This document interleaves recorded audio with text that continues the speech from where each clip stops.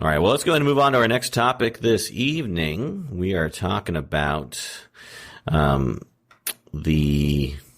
got the wrong website up here. Let me move to the right website.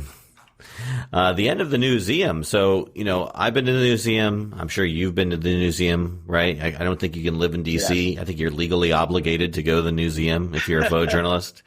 Otherwise, they take away your journalism credentials. Travis, how about you? Have you been to the museum? Unfortunately, I never made it there. Well, you got until December 31st, I believe. That's when they close. So shutting down. Yeah, make that your next trip. Find an assignment in D.C. so you can go to the museum. I'm sure Andrew will be happy to take you, and you can spend the day there. But anyways, the museum is closing down at the end of the year. It's an institution that's been around, I think, for 22 years or something like that. I probably got that. 1997. Right. So 22 years. And it's going away. I've been there a few times in my life. I've always found it to be a very wonderful museum, a rewarding experience to visit. I've always found something of value every time I've gone. So I'm sad to see it go. It never came out. I mean, I have no idea what kind of, obviously that they aren't getting enough, walk-through traffic, but, it always seemed like a well-done museum that had a good amount of people visiting. What are your thoughts? Any sort of, you've been to the museum. What are your thoughts about it? And are you sad about it closing? Well, it began in 1997 in a much smaller venue. Right. And it was very, it was photography focused. And I was in high school. Oh, wow. And I'm born and raised in Washington, D.C. Right. I remember my parents took me there. It had a significant impact on me with the photography that they were displaying, including photographs made by people that I would end up working alongside of and getting to know, really talented photojournalists, Pulitzer Prize winners. This was one of the first times that I really got to see impactful photojournalism. So it had a big effect on me. And then I went off to college and they decided to move to this much larger venue it was a small venue in Roslyn, and it was doing well. And I remember, I'm just thinking back the times I've been, and since they've announced their closing, I've been thinking about the crowds that were there, and right. It had a significant crowd. I think I went a couple times when they were in Roslyn. Then I went to college, and then they announced that they were going to build this new museum. And I remember when it opened, I was blown away by the size. I mean, it went from this small place that you really had to find it in Roslyn, if you wanted to go, and then to be this city block with, I think they had a Wolfgang Puck restaurant on the first floor and condos, along with their entire project. And since then I've gone, many times to look at the exhibits, to, sit in on, discussions, award ceremonies. I think Sony had a couple meetings there to show off their new cameras. It had become a gathering place, both for people who live in Washington and for people visiting Washington. It was great. I'm closely involved with the White House News Photography Association. We had multiple shows there, and it was a great venue. And the main issue, and this is what it really comes down to, was that the museum charged $25 per person, and just a block away was the Smithsonian complex, which was dozens, like a dozen other museums that are free and open to the public every day. And they're amazing as well. I mean, not to say the museum wasn't amazing, but it was kind of off of that beaten path. And then once you got there, it was $100 for a family of 4. Yeah. And that doesn't mean that, I think that that doesn't mean that it's necessarily completely unviable,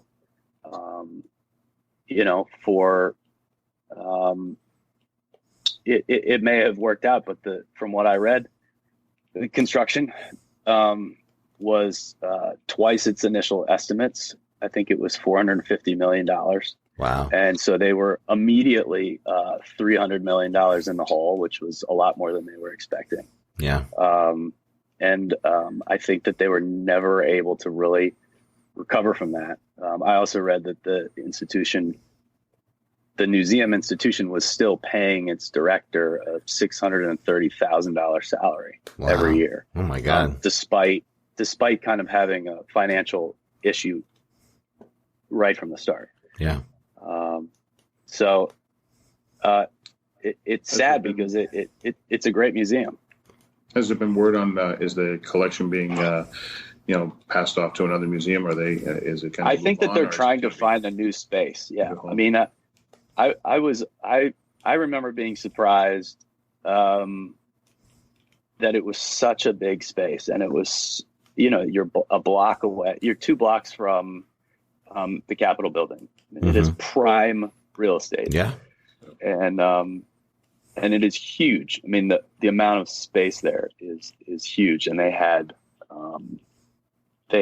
exhibit spaces. They also had like a real running TV studio that they would bring students into. And I did an interview there at that studio. I mean, it was state of the art. Mm-hmm. But I remember the Trump different hotel. I don't know. It probably doesn't want to build another hotel just down the street. The Trump Hotel is also right there. I mean, You're talking, for those of you who haven't been there, you're 2 blocks from the Capitol. You're just a few blocks to the FBI building, to Trump Hotel, to the Smithsonian, to the National Mall. And so you have a lot of other things to contend with in terms of bringing people in. And I did notice the crowds were, I guess I may have thought that it was because the space was so big, but mm-hmm. I remember being like, man, this feels thin. The crowds were thin. Right. Yeah.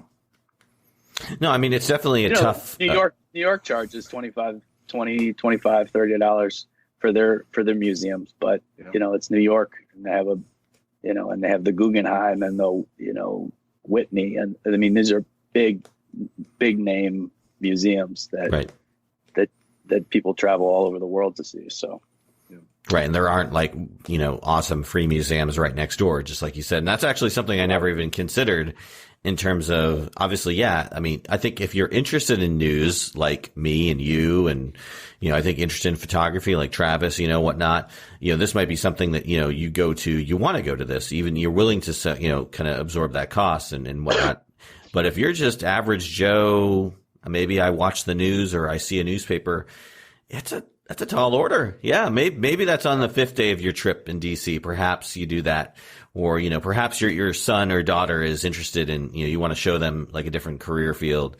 My biggest sort of memory from the museum, or at least what I remember it most being remembered for, is that walkway of all the newspapers out front, where, every single headline and stuff. Every time there was like a major story that, was on every single headline in the country, you'd have a photograph of somebody looking at that wall of newspapers. And that was kind of like the cover photo. I'm sure it's in the AP archive, of that, because it was such a iconic thing, and it was pretty neat. Like, you get to see that for free, just seeing all the newspaper covers. I thought that was a pretty good draw, to the museum. But I enjoyed it. I like the, Pulitzer Prize section. Like, they focused on all the Pulitzer Prize winners, and sort of sometimes they're very sort of gruesome, dramatic photos. I also enjoyed the Press Freedom wall, where you could sort of see interactively like what different countries, how they valued press freedom or didn't value it or whatnot. So I thought that was pretty interesting in addition to everything else that was going on there. But now being in Korea, there's no way I'm getting over there before the end of the year to see it one more time. But Travis, you still have time. Get out there. Go now. Oh, I wasn't so busy. I don't actually do it. Well, you said you want to go on vacation, so DC is the place to be. It's not too far from New York either. You just hop on a train, you be there in 3 hours. I know. Indeed. I'm overdue for a trip to DC, that's for sure. Yeah, absolutely. Is there any other sort of museum, when this museum goes away, is there anything you can think of, anyone that is like a museum that has this or near or close to this kind of focus on, photography, photojournalism, news making as a profession? Anybody? It's not focused on photo. Well, part of it is. I mean, they certainly have the ICP, International Center for Photography in New York City, not in DC, but in New York, and that's founded on the Magnum Group, and they have the largest collection of photos, and I mean, it's an incredible museum, and they have their new space downtown. It moved from up in the 40s down to downtown New York, and it's a great space, and they're always doing great exhibits there. Cool. That is a great museum. In terms of DC, the Portrait Gallery is probably the closest thing you can get to visual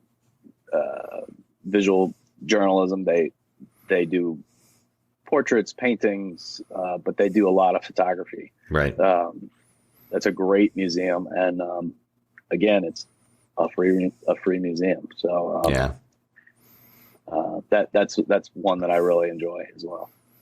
Perhaps we'll see the museum in some other form or function, or perhaps something will kind of fill the vacuum that is maybe a little bit smaller. See what goes in that space, though.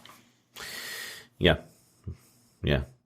In terms of other museums getting their stuff, I know that there was a story I read about there's a radio tower from one of the World Trade Centers that they have in there, and the World Trade Center Museum up in DC New York City wanted that, but they weren't giving it up. They were going to put it in storage. So I don't know. Perhaps it'll find its way to a new museum. We'll see.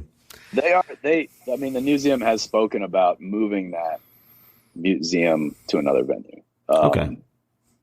There's speculation of where that will be, but in terms of that space, it's been bought by Johns Hopkins, and I believe it'll be a graduate student venue. I'm not exactly sure what it's going to be used for, but something to do with their graduate program. That's too bad. I was going to actually put in a bid for it, be the Around the Lens headquarters. So we would have, Travis, you'd come down there, of course, and then Zach and me, and of course Elizabeth. We'd all work out of there, and then we just do the show. I think it was sold for $320 million, $340 million. Ooh, I think we're going to need a few more patrons before we can get there. That's a good point. Good segue into, hey, everybody, go to aroundthelens.com, Patreon page, and send us some money, and we'll give you early access to our content.